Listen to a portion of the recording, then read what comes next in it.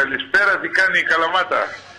Δόξα τω Θεώ, πάμε προς τις εκλογές και θέλουμε να ακούσουμε και τις απόψεις και τις δικές σας και του κόμματός σας. Εκφράζεται άλλωστε και από ψηφοδέλτιο εδώ στην περιοχή με άτομα τα οποία έτσι εκπροσωπούν τον συνδυασμό, το κόμμα σας. Είμαστε μία εβδομάδα, κύριε Λεβέντη, πριν τις εκλογές και θα ήθελα από εσάς να μου περιγράψετε, να μου πείτε πώς βλέπετε, πώς βιώνετε αυτή την κατάσταση.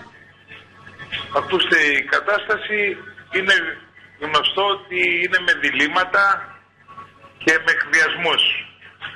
Δηλαδή, ο μεν κύριος Σαμαράς λέει ότι τελειώνουμε με τα μνημόνια και ότι βγαίνουμε από την κρίση, αλλά ο κάθε Έλληνας στο πετσί του το διαψεύδει αυτό.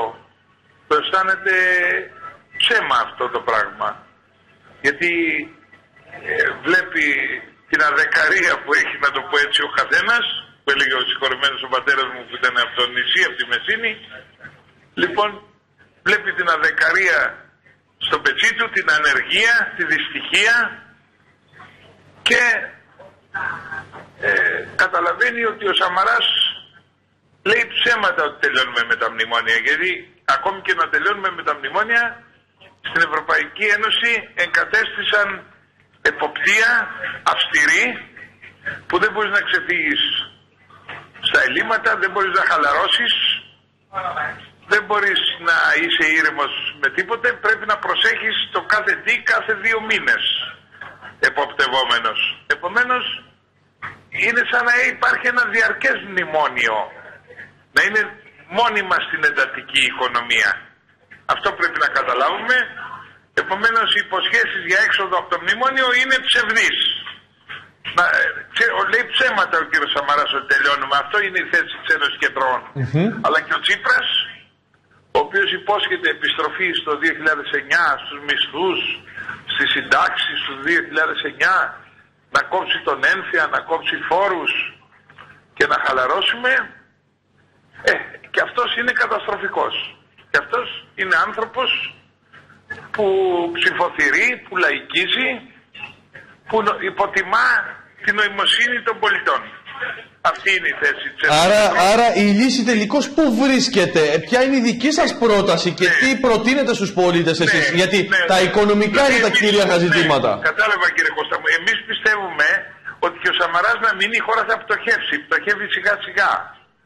Πτωχεύει σιγά σιγά, δηλαδή πάμε προς βουλγαροποίηση, μισθούς Βουλγαρίας, κόστος Ελβετίας, δεν θα αντέξει ο ελληνικός λαός, καταραίει. Συντάξεις συνεχώς μειώνονται, η αγοραστική δύναμη του μισθού συνεχώς μειώνεται, δηλαδή είναι μια θλιβερή κατάσταση και απορώ που και ο Σαμαράς επέμενε να μείνει να κάνει τι. Να κάνει τι, δηλαδή να είναι ο μοιραίος άνθρωπος που θα κάνει την... Άρα βλέπετε αδιέξοδο. Εσείς τι προτείνετε, γιατί κάποιος να εμπιστευτεί την Ένωση Κεντρών. Εμείς προτείνουμε λοιπόν να γίνουν οι μεταρρυθμίσεις οι σωστές, όχι όλες, γιατί όλα που ζητούν οι Ευρωπαίοι δεν είναι σωστά. Ποιες μεταρρυθμίσεις, σε ποιες μεταρρυθμίσεις αναφέρεστε, για να μιλάμε συγκεκριμένα προς τους πολίτες? Εννοώ να φύγουν οι αποσπασμένοι, να μην υπάρχουν αποσπασμένοι. Σήμερα η Ελλάδα έχει 12.000 αποσπασμένους του δημοσίου που κυκλοφορούν αργόμιστοι και προστατεύονται από το πολιτικό σύστημα Τσίπρα, Σαμαρά, Βενιζέλου και κοστίζουν στο δημόσιο. Μετά υπάρχουν αργόμιστοι στους Δήμους, στις 10 ακόμη. Υπάρχουν συνταξιούχοι των 45 ετών. Υπάρχουν τρίπλο συνταξιούχοι. Η Ελλάδα έχει 319.000, όπως ανακοίνωσε ο Βρούτσης, τρίπλο συνταξιούχους. Παίρνουν 3 κύριες συντάξεις. Αυτά δεν συναντώνται σε κανένα κράτος της γης. Υπάρχουν χρήματα που ξοδεύονται για τα κόμματα, σκόπος. Υπάρχουν ΜΚΟ που αφαιρούν λεφτά ετησίως πάρα πολλά εκατομμύρια σε αδιανές μεριές. Υπάρχουν στη Βουλή 1.500 κοπρόσκυλα που είναι συγγενείς των βουλευτών και έχουν διοριστεί και αρμέγουν την Ελλάδα και προστατεύονται από το πολιτικό σύστημα. Ζητούμε λοιπόν και προτείνουμε η Ένωση Κεντρών μια αυτοκάθαρση, δηλαδή η Ελλάδα να κόψει τις ασωτίες και τις πατάλες. Και όταν η Ελλάδα έχει ψηλά το μέτωπο καθαρό ότι έκανε το καθήκον της εσωτερικά και έκοψε τις πατάλες, τότε μπορεί να ζητήσει και από τους Ευρωπαίους ένα τμήμα του χρέους να χαριστεί, μπορεί να ζητήσει το υπόλοιπο χρέος που θα μείνει μετά αφού αφαιρεθεί αυτό που θα χαριστεί να επιμικρυνθεί σε χρόνο αποπληρωμής, μπορεί να ζητήσει μηδενισμό των επιτοκίων, μπορεί κάποια ομόλογα της πρώτης τετραετίας να ζητήσουμε να μετατεθούν για 6 χρόνια μετά, μπορεί να ζητήσουμε διευκολύνσεις, αλλά αφού δείξουμε ότι δεν τρώμε των Ευρωπαίων τα λεφτά, αφού δείξουμε ότι προχωρούν εδώ οι μεταρρυθμίσεις, γιατί έχουμε βγάλει την εικόνα ότι τρώμε τα έτοιμα λεφτά των δανειστών και ότι είμαστε χώρα τεμπέλιδων που ζούμε με τα έτοιμα. Αντιλαμβάνομαι ότι θέλετε την Ελλάδα μέσα στην Ευρώπη, μέσα σε αυτή την οικογένεια. Περήφανοι, ενώ ο Σαμαράς μας έκανε τσογλάνια των ξένων. Θέλουμε την Ελλάδα με τη θέση της που της αξίζει μες στην Ευρώπη και όχι σαν κομπάρσι. Όχι να μας διοικούν και να μας διατάζουν οι ξένοι. Ο Σαμαράς έγινε κλητήρας των ξένων. Ο Τσίπρας θέλει να φύγουμε από την Ευρώπη. Μπορεί να τρελάθηκε, δεν ξέρω. Υπάρχουν άνθρωποι που διαλέγουν να δραπετεύσουν στα δύσκολα. Εμείς στην Ένωση Κεντρών ζητούμε τα δύσκολα. Η Ελλάδα μπορεί και τα δύσκολα και μπορεί να τα ξεπεράσει και να νικήσει.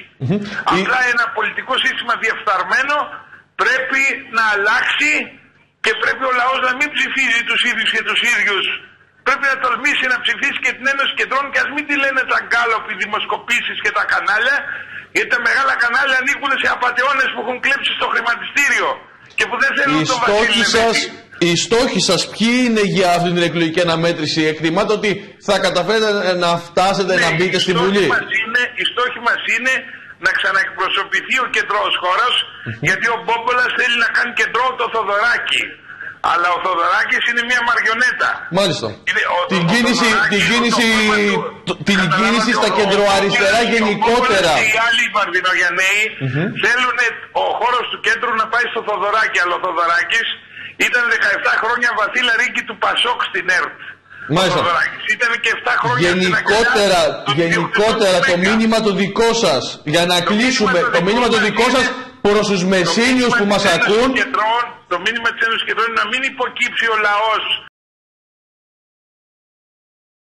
σε αυτά που θέλει ο Μπόμπολας, ο Αλαφούζος, ο Κυριακού και ο Κοντομινάς, να καταλάβει ότι οι δημοσκοπήσεις και τα κανάλια ανήκουν στους κλέφτες του χρηματιστηρίου, να αντιδράσει ο λαός να δώσει τη δική του ψήφο και όχι ότι υποδεικνύει μια εργασία του πλούτου. Κύριε Λεβέντη, να σας ευχαριστήσω πάρα πολύ για την παρέμβασή σας. Ξέρετε, επειδή κατάγομαι από εκεί. Να σας ευχηθούμε καλή επιτυχία σε αυτήν την εκλογική αναμέτρηση. Θα έχουμε την ευκαιρία να τα ξαναπούμε. Και τους Πελοποννήσιους την αγάπη και πιστεύω ότι την υπέρβαση θα την κάνει η Πελοπόννησος. Να είστε καλά, σας ευχαριστώ πολύ. Πάμε στα υπόλοιπα θέματά μας εμείς. Να είστε καλά. Βασικά τώρα παραμένουν τα προβλήματα για τα